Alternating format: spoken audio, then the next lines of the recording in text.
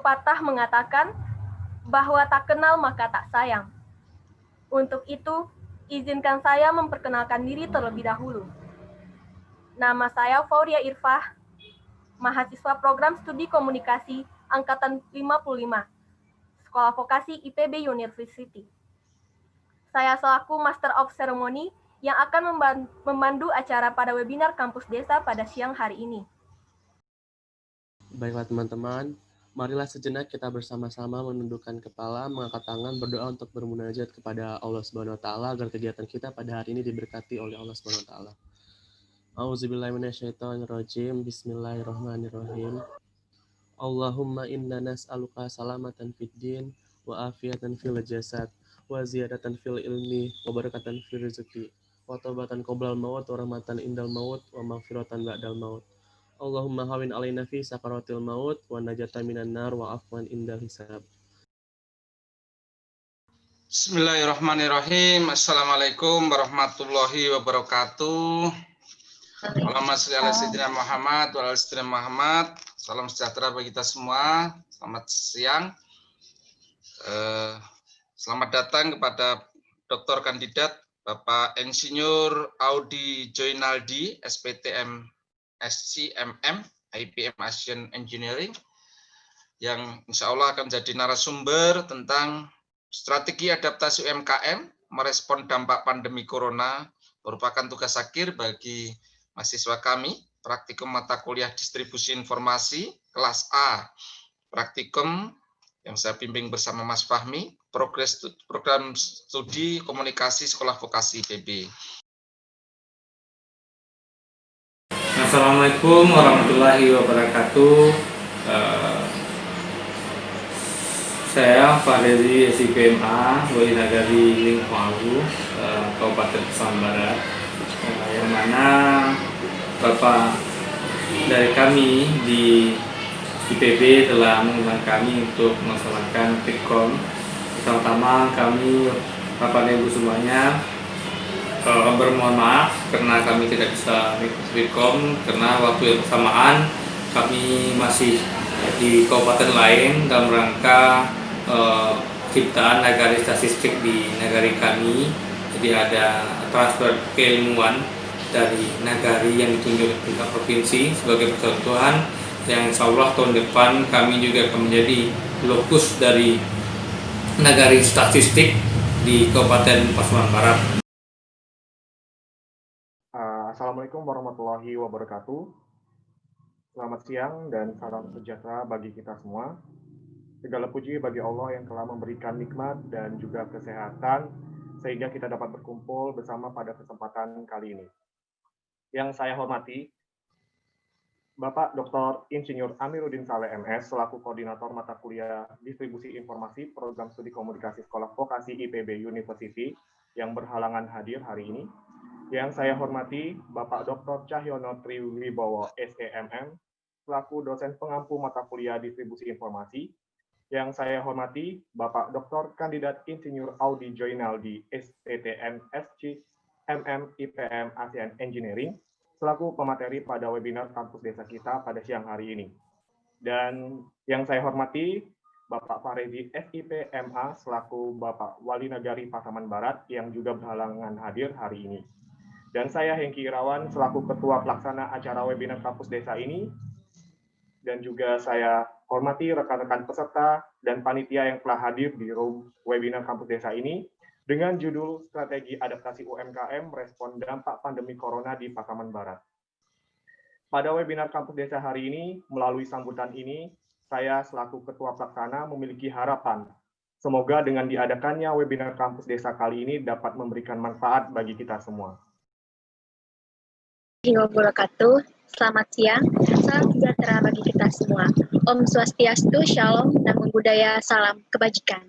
Terima kasih kepada MC yang telah membuka acara pada pagi hari ini. Sebelumnya, terima kasih atas kesempatan yang telah diberikan kepada saya. Izinkan saya memperkenalkan diri kembali. Nama saya Nia Kamelia Taslim dari Program Studi Komunikasi Angkatan 55 Sekolah Vokasi IPB University.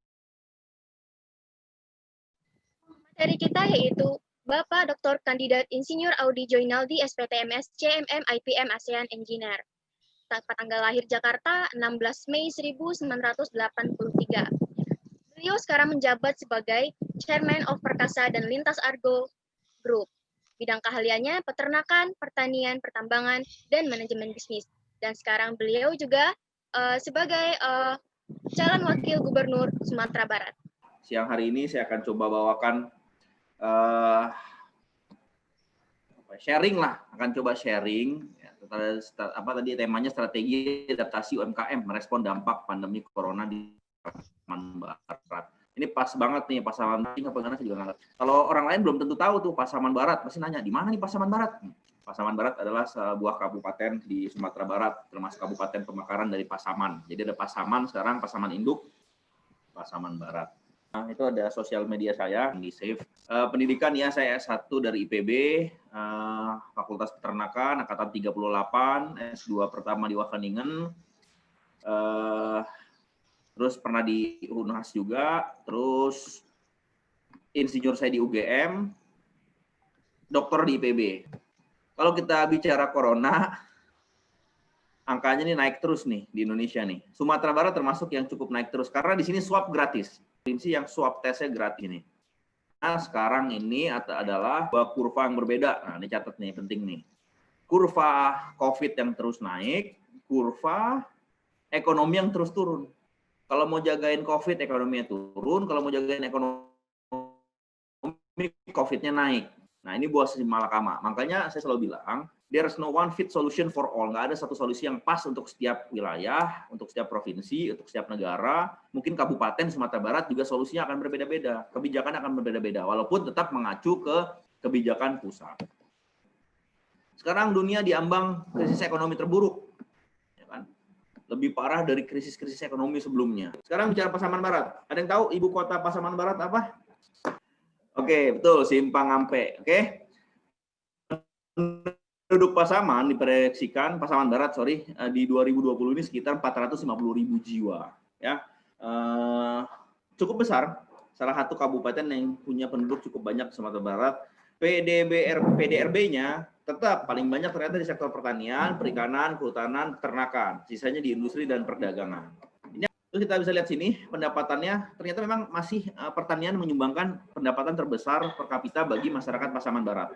Terus disusul konstruksi dan informasi komunikasi.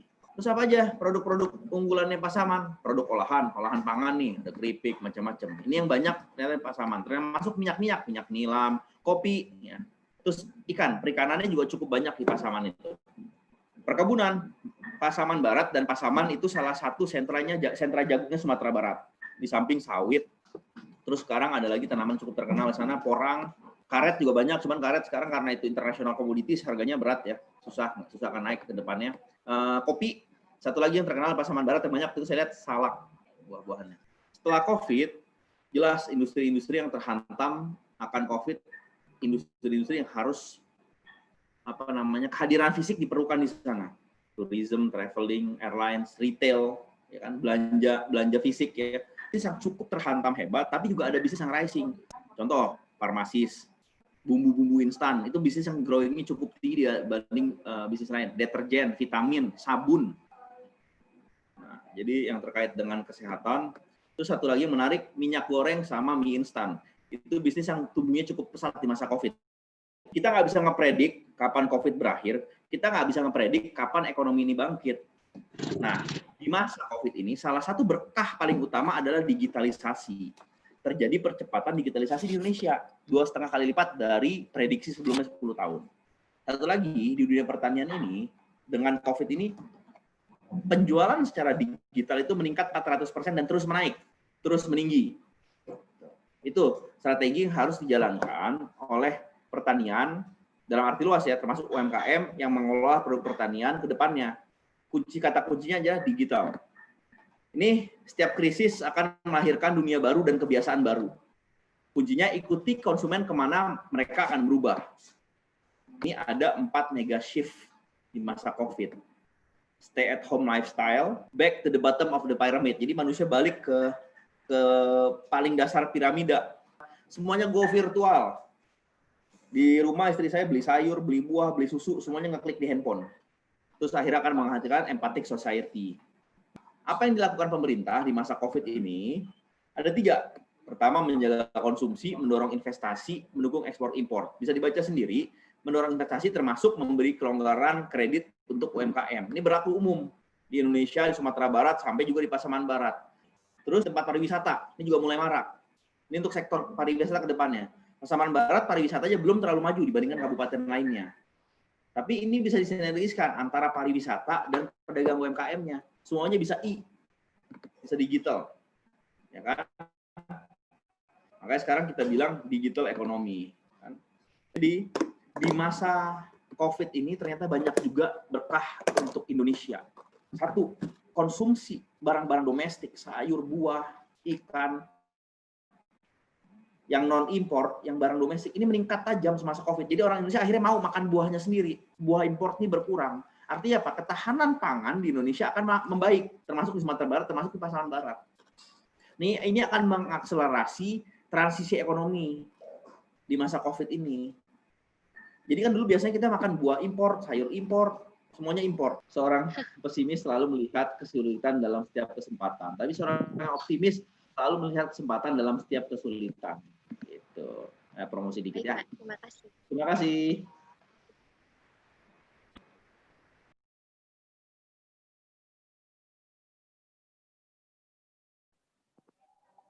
Saya mau bertanya, Kak, apa strategi yang dapat menjawab daya tarik agar investor atau konsumen itu tertarik dengan produk kita?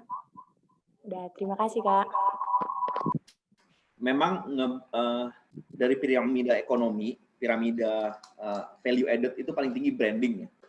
Ya. Customer tuh akan paling tertarik dengan yang namanya branding. Apa bedanya, Nadia, ayam goreng yang kita beli di jalan pakai tepung juga, pakai cabai 7 kali lipat, 8 kali lipat. Yang di pinggir jalan satu potong mungkin cuma 5.000, 7.000, bahkan kalau Sumatera Barat. Tapi kalau di KFC bisa 5 kali lipat, 35.000 satu potong. Apa bedanya? Sama-sama ayam, sama-sama digoreng pakai minyak, sama-sama digoreng pakai tepung, sama-sama dimakan pakai nasi sama sambal. Yang membedakan namanya branding. Tempatnya, Pak. Tempat, ya, branding, Ya. tempat, dan sebagainya. Buat ngebuat branding itu butuh waktu, tenaga, biaya, usaha. Ya, betul. Sekarang, kalau mau apa yang membuat seseorang tertarik, sesuatu yang beda kalau sekarang. Differences make things different. Perbedaan itu membuat barang itu berbeda.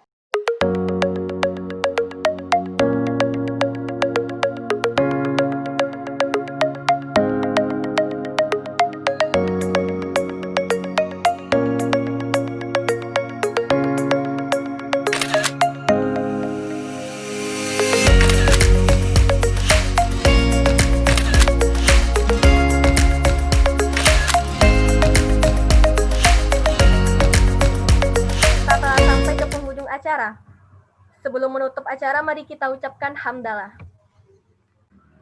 Kami ucapkan terima kasih kepada Bapak Dr. Kandidat Insinyur Audi Joinaldi SPT, MSc, MM, IPM, ASEAN Engineer, selaku pemateri yang telah memaparkan materi yang sangat bermanfaat pada siang hari ini. Terima kasih juga kepada Bapak Koordinator dan dosen pengampu kami yaitu Bapak Dr. Insinyur Amiruddin Saleh, MS, dan Bapak Dr. Cahyono Triwibowo, SE, MM, yang telah meluangkan waktunya untuk hadir pada acara webinar Kampus Desa ini.